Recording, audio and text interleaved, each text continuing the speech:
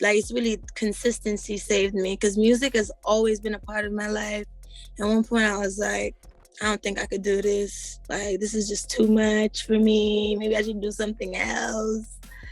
And shit, here I am.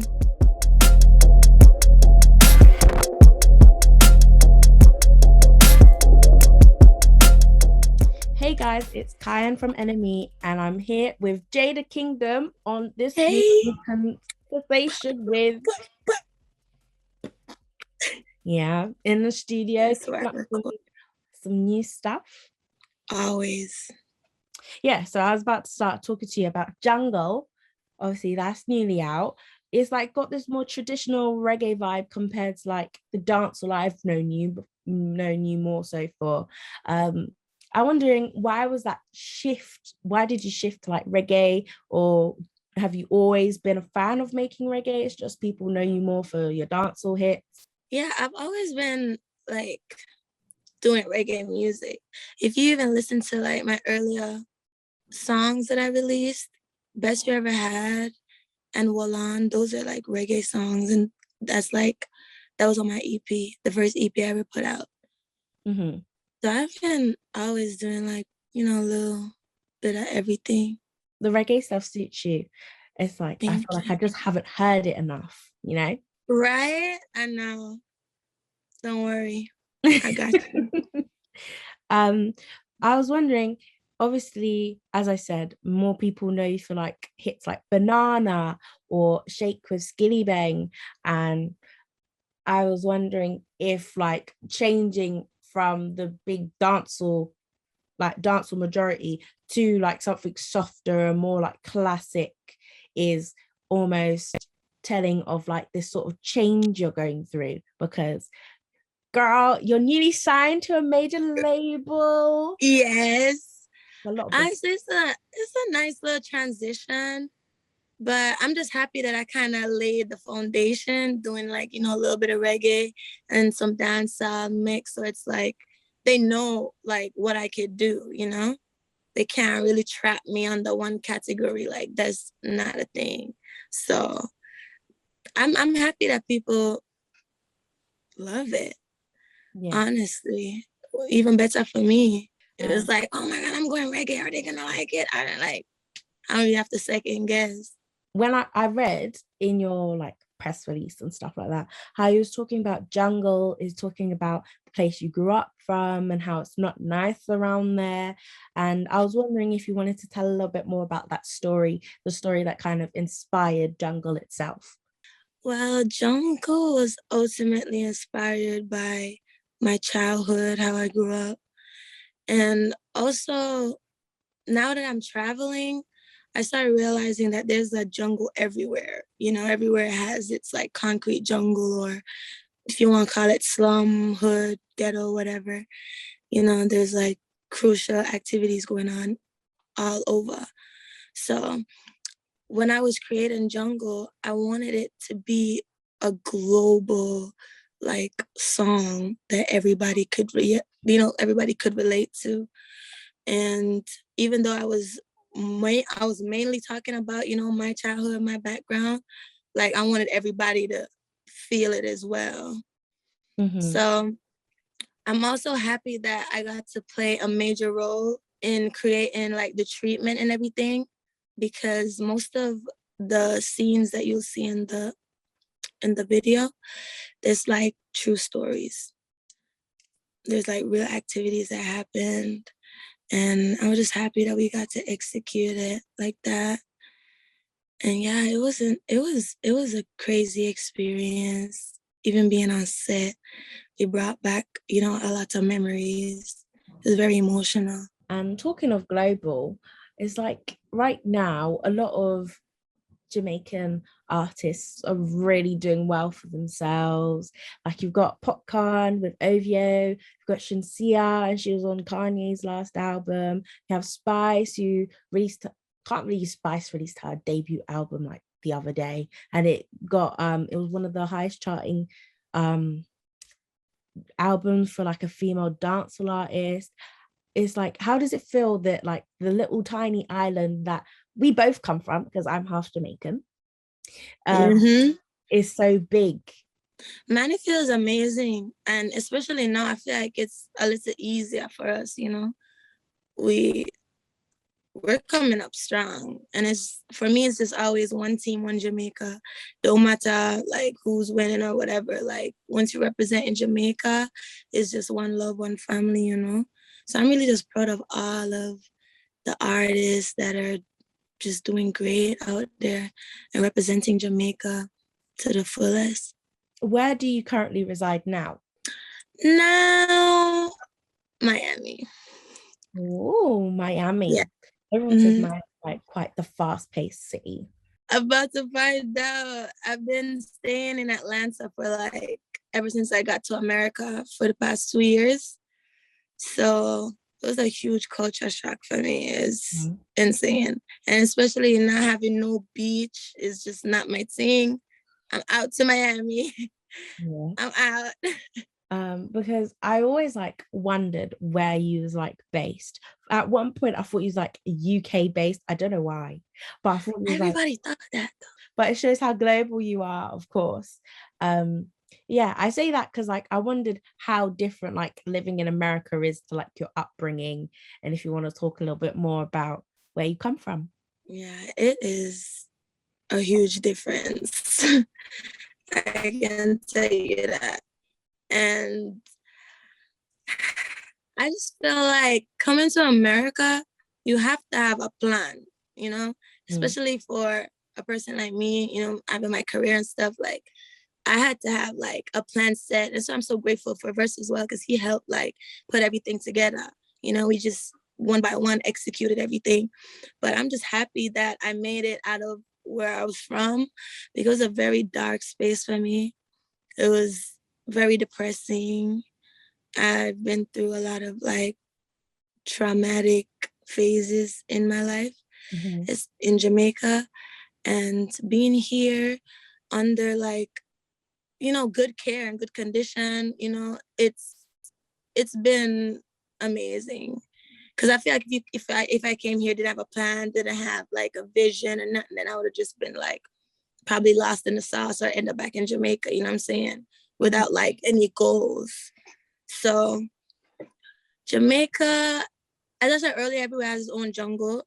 Let's not act like America is a bed of roses. Like Mm. it's not. It's rough up here too. Let me tell you, being broke in America is not nice. No, it's not. So like I'm just inspired to just step up my hustle, you know, secure the bag, and yeah, go back to Jamaica, make my mark. Cause I really just want to give back to my country. Like that's a huge thing for me. I have like a couple goals, you know, building like hospitals and, you know, women's centers or shelters or whatever you want to, you know, call it. But I just go off of like a women's center Yeah. and like so much more. So this is going to be great in the long run. Everything will pay off. I don't know, I might be reaching, but I feel like music saved you. It sounds like where you talk about where you were and how it was like a dark place for you, sounds like music really helped you get out of that. Yeah, 100%. And you know what's funny? Like even being in the dark space, a lot of times I would want to say like I'm done with music. Like it was so dark in a way where it's like, you know, no movement was going on. Everything was just so stagnant at one point. You know, I wasn't under like, you know, good management or nothing. So it was rough. So I'm happy that I didn't give up and I kept it consistent. You know, that's really where it is. Like it's really consistency saved me, because music has always been a part of my life. At one point I was like, I don't think I could do this. Like this is just too much for me. Maybe I should do something else. And shit, here I am. So definitely consistency. Um, you know, having setting goals and just executing them one by one, you know, patience as well with myself. I've been learning to have more patience with myself because that's very important. Yeah, I wonder how your music journey began. Oh, wow. Well, it started from like writing. is how I felt about teachers in school and people in my class until that turned into poems. Then I just started like making my own scrapbooks and starting just writing down sentences that rhymed, like sometimes it didn't even make sense. And then fast forwarded to 2017, I finally got like the courage and, the right, like, I guess, attention on me. Because the producer at the time, I'm grateful for him because he really believed in me. The guy that produced my first song, Love Situations, it was no funny stuff. Like, he believed in me. We did that. And yeah, so I've been doing music, I want to say all my life, but professionally since like 2017 when I put out my first song, Love Situations. And then I followed that up with my EP, Wolan, that has 4 songs on there. You should go check it out. It's a vibe. You would love Best You Ever Had and Wolan and all that vibe. Like, it's in that bag. So you see where Jungle's like, coming from, sort of. I wonder, was it like you was writing down in diaries back in the day? Or we couldn't afford diaries. I used to make, as I said earlier, or just now, I used to make scrapbooks literally like out of like cereal boxes.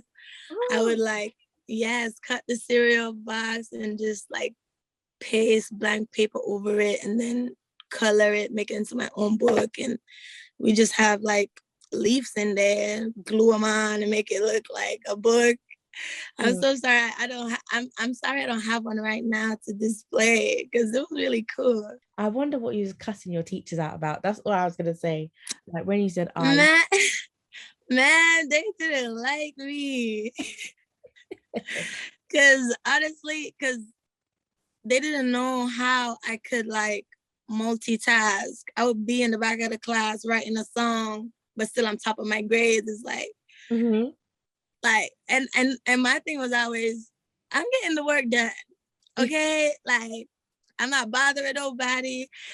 And I didn't really have friends like that in high school. I was like a loner, if you're gonna call it that. So I was always to myself in the corner, not to the back of the class, but in the corner to the side, doing my little thing, either drawing, writing songs. And that's usually like either before I get work done or after. So it's like I don't be doing it in between. None of that. They didn't like me. They used to pick on me, saying, "Oh, I'm not gonna be nothing," and all that.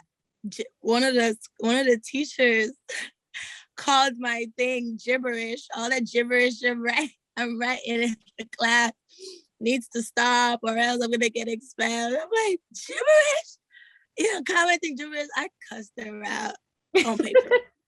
On paper. I went in on her for sure. Like, look at me now. I thought so. Not gibberish now. Yeah. Especially when people sing your lyrics back to you. I think I cried for the first time on stage when I was performing my song Win. And I heard the crowd just took the chorus away. And then the DJ, he turned down, the track, and then I could just only hear the crowd singing it. I was like, oh my God, like, wow. They were feeling it, hands waving. I'm like, what the heck?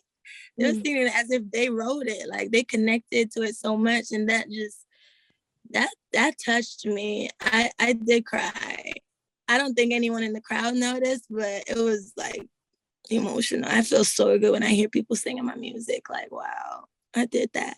They singing the gibberish. So it's a great feeling, man. I'm not gonna lie. The teacher was fast. Eh? Very, very.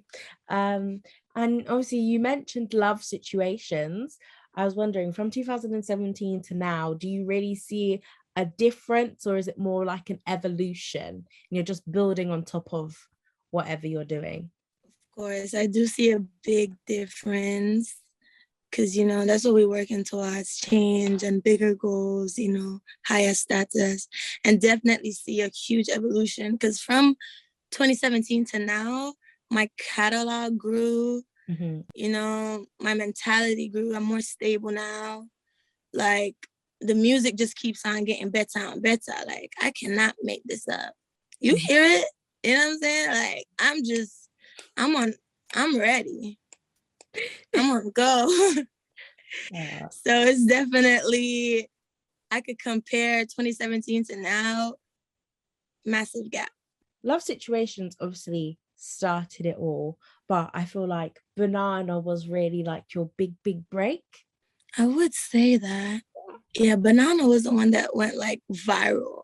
Yeah, it went Like, viral. Might not have been like your, I don't know, most played or most favorite by your fans or whatnot, but it definitely was one that like increased your visibility. It did. I believe so as well.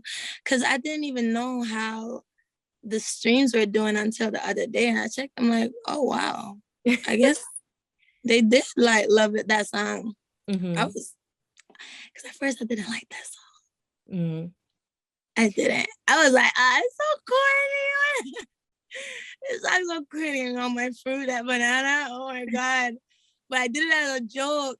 And then my friend, he heard it, well, the producer, he was like, this is a vibe, you know? It's kind of quirky and fun. Like, it's giving what it's supposed to give, you know?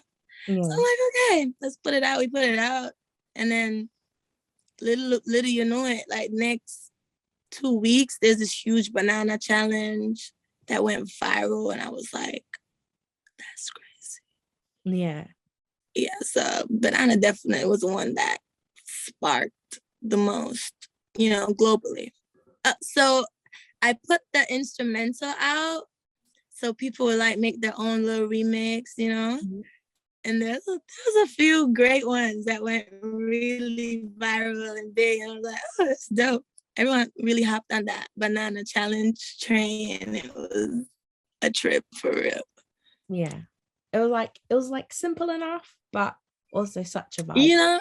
Yeah, because it also, I want to hear what they would say, you know, because there's so much young talent in Jamaica, across the world. So hearing them, you know, hear what their perspective would be, you know, on a song, like what they would say, or, you know, it's just crazy. Sometimes I feel like you feel misunderstood, or you feel like you might be shoved into like the category of being like salacious and like just only one who's only does sexy music. You know, it's crazy. Go on. Yeah. At one point, they did try me. They did. No, they did. They tried me. They were like, you know, my music is just too boring. At one point, I heard my music was boring. Then I heard I'm doing too much like sex songs. Then I heard just too much stuff like that I didn't even care about. They even told me I had to. There's a lot of people in the industry, especially the dancehall industry, that told me I definitely had to go to events like every night on the street to promote my music. And I was like, I don't think I have to do that at all. Like, my music is different and it's gonna pull the crowd it's supposed to pull. And here we are.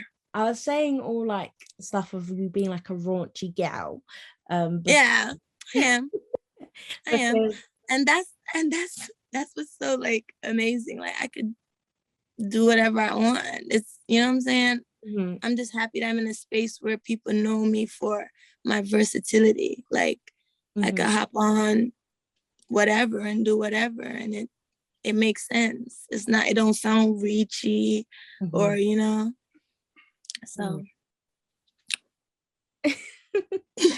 I wonder if like you were like doing all those salacious songs because of, like, as you said, promoters telling you this is what's going to make you sell and that, because you're so smart. What's crazy is, yes, what happened is, right, I was going to drop another EP, but it had on 6 3 reggae songs, and then the rest of them were more like dancehall vibes. Mm-hmm. Then I'm like, I don't want to do this yet. Let me just spark up the place a little bit. Let me show them I can do this because they playing with me. So I just started doing remixes and just started doing like, some covers. And then I also did just singles and stuff, and they worked. And what's great about it is, even if you listen to like all of those songs that people consider dancehall and stuff, they're really not dancehall. Like the track would be like an R&B track, but then I'm on the beat with my, dialect on there, just doing something different that makes it dancehall. So it's like I'm still having my way. I read in your press release that there was like some sort of air of misogyny. It was summed up as like some sort of misogyny that people seem to undermine you and your talent a lot, and that obviously you're very talented and they shouldn't be undermining you, and you want to like put yourself out there as the big, like kind of big sister vibes, and just show women that you could do anything. For sure. But that will all stop eventually. It's a lot that we have to climb. I mean, I don't expect everyone to, praise me or love me. But it's like the ones who do, I really appreciate them. And I'm happy that I have my space in the industry. I have my little pocket. I don't have to do the extra, none of that. Like, so definitely, eventually, all of that's going to get cut out, because now it's like, it's a different ball game now. Now, new management, new team, new everything. I never had that before. So it's game on, for sure. How does it feel being under a major label now? Yeah. It feels good. It feels good. Already feels like, I'm a part, So that's good. It feels like family. And they get my vision. Like, I didn't expect that. Like they see what I'm seeing, and they always try to make it better. Like, whatever I'm seeing, okay, maybe if we try this, it'll make it better. You know what I'm saying? They don't try to change me at all. And I really appreciate that. Yeah. And I wonder, like, how's your creative process now? I don't think I can answer that. No, I really can't, because it's so tricky. Some days I'll go in the studio without an idea, just the beat, then trying to figure it out. And then sometimes I would literally just like have just like lyrics, not much of a like melody to it. It's weird. I don't have a set process.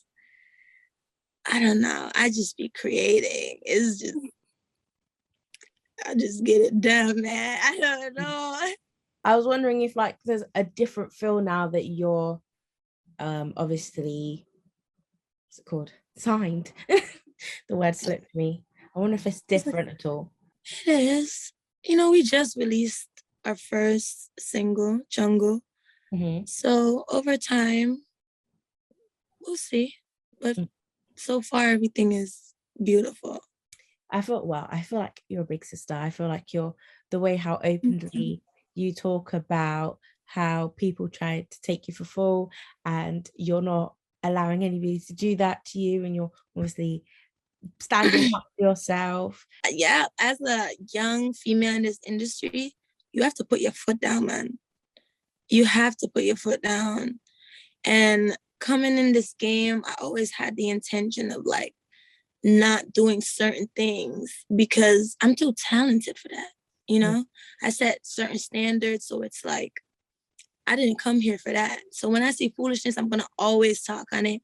If you know me, I'm gonna speak. I don't like foolishness at all, especially when it comes on to my art. Like, please don't try me. So I'm just trying to encourage young females to just stand up for themselves, put your foot down, and anything you say you want, like, I know it's gonna sound cliche, like, try write it down, manifesting it. Keep your head in the game. Stay focused on that. Don't let nobody change it. There might be a little, stumbles, little bumps, but keep going 100% and set certain standards for yourself. Put you're a priority. You know what I'm saying? Like how you treat yourself is going to determine how people treat you majority of the time, especially in this industry. Because if I didn't take myself seriously, no one would. Yeah. They would have just kept on playing with me. Don't play with me like that. I'm not the one. They know that now, and that's good, because I'm always standing up for myself 100%. Like, I got people to feed. I don't got time for that. I was wondering, who were your inspirations? Wow, I have a few. Growing up, the first song I ever heard, my dad played it for me, was Shining Star by the Manhattans. I'll never forget that day. Love that song. And then I started getting into Nina Simone through my grandma. She loved her. Amy Winehouse, Sade, Minnie Riperton, Diana King, and Ross, and Diana Ross, So it's like, and how could I forget the queen, Lady Sa? It's like a whole fusion of, a little bit of jazz, a little bit of dancehall, a little bit of R&B, you know what I'm saying? Like, my inspiration comes from that. So it's like, to be able to form this, I guess, gumbo and just make it this unique sound that now people are wondering, wait, what genre is this? Is this dancehall? Is this like, what is this? You know what I'm saying? Like, I'm just grateful for, especially my dad, for putting me on to these artists and my grandma. I'm never shy about sharing, who inspires me. So yeah. I'm happy you asked that. Thank you. So I find it quite cool, like your big fusion of all these things, but especially your fusion of a lot of like trendsetters and trailblazers, like Lady Saw. She's one of the first ever women from Jamaica actually to get a Grammy. And then obviously the Dianas, as you said, did so much pushing forward like women visibility in music. And obviously Nina Simone, we don't need to talk about how great Nina Simone is. She's just amazing. She's marvelous. Yeah. So I was wondering, how does it feel like to be inspired by such trailblazers, and how are you going to become a trailblazer? I feel blessed, honestly, that I was able to take my inspiration along with my drive and then just put it towards something so beautiful. Like, because I don't know what I would be if I wasn't put on to, like, those artists so early. I was like ahead of my time, them times, being 11 years old, listening to the Manhattan. Like, who does that, So it's like, it feels good. And on this journey, like, the aim is global domination. So I'm just trying to take all that with me and what I have left and just push it forward and be somebody else's inspiration. Next couple years, people can say, oh, I was inspired by Jada Kingdom. Same like how I'm saying I was inspired by Nina Simone and them. And that's the aim. That's the goal for sure. And obviously you'll get there by making really cool music. I wonder if there's any more. You think I make cool music? I think you make cool music. Thank you. I know you make cool music. Period. Yeah, but as I was saying, I wonder if there's any new on the way. Of course. There's gonna always be new music on the way. I have so many music in store. I don't even want to start talking about it. I'm just happy that we started. Jungle is out now, and now there's more to come real soon. Just keep your eye open. Are you willing to tell us, like, maybe what type of sound it is? What's your purpose with the new music at all? Well, you're gonna hear a lot more reggae stuff, some more dancehall stuff, some jazzy stuff. No, the gumbo. Yeah. So let's look out. Right now, we're still like trying to figure out what the next single is gonna be because we have so many. We're trying to pick the right one. So I can't disclose yet what song it's gonna be. But in the next couple weeks, I will announce it. And yeah, y'all just have to keep up with me, man. Follow me on the socials. Come on, your girl's working. As you said, global domination is the goal. Is that your like the pinnacle of your success? Just global domination. 100%. My goal, one of my goals, because I have so many, is to sell out arenas. Like billboards, Grammys. Like I'm thinking big. I'm manifesting huge things for myself. Just pure success. And also what's helping me, like, get to that is it has a lot to do with my upbringing. I just feel like I have a purpose. Not to sound corny, but I just feel like I'm here for a reason, and I'm gonna show you guys that, I'm just ready to make my mark on this world for sure. Anything you want to say before we wrap it up? Well, I just want to say thank you guys so much. This has been like my first interview in like 2 years. So thank you guys for having me. And I also want to say just big ups to the whole UK massive completely. I love UK, I don't know. Big up Jamaica massive. Just big up the world. And just look out for me. New music coming. Jungle's out now. Follow me on all my socials at Jada Kingdom.